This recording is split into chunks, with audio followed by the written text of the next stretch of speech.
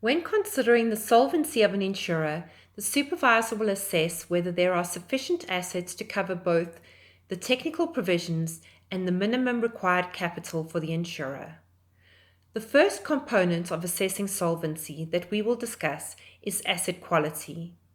Asset quality investigates the quality, diversification, and the suitability of the assets for the liabilities, as well as the insurer's exposure to market, credit, and exchange rate risk. The first useful KPI or ratio for assessing asset quality is the proportion of assets by asset class. This will give an indication of the proportion of assets that are invested in property or equities, showing the proportion of assets invested in illiquid assets or assets that have volatile market values.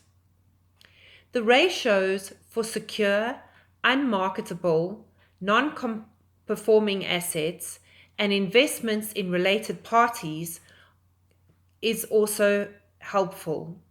These ratios give a good overview of the security or weaknesses in the current asset holdings of the insurer.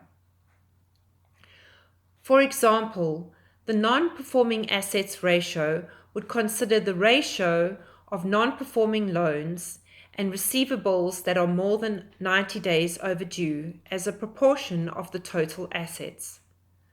Low level of secure assets and high levels of unmarketable assets, non-performing assets, and investments in related parties would be concerning for the supervisor. It is also important to investigate credit and currency risk through KPIs and ratios. Ratios of the top 5 investment counterparties can be helpful in assessing concentration risk.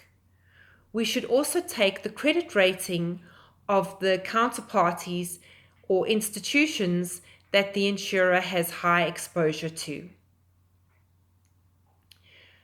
Foreign currency risk would consider the risk of the mismatch between the currency of the liabilities and the currency of the assets.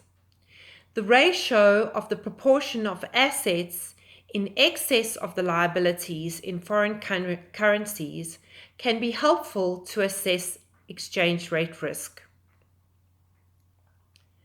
The supervisor can use early warning indicators to formulate insights and to rate the risk of the insurers as part of the third step of the monitoring process.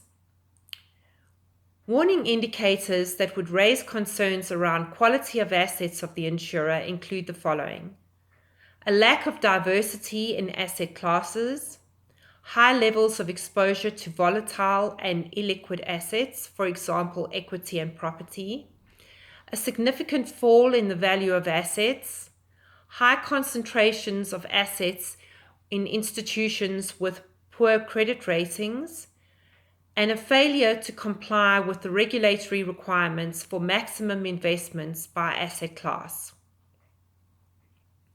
We also discussed earlier that interventions and implementing corrective measures are an important part of the monitoring process. The following actions could be taken if the supervisor identifies weaknesses in the area of quality of assets.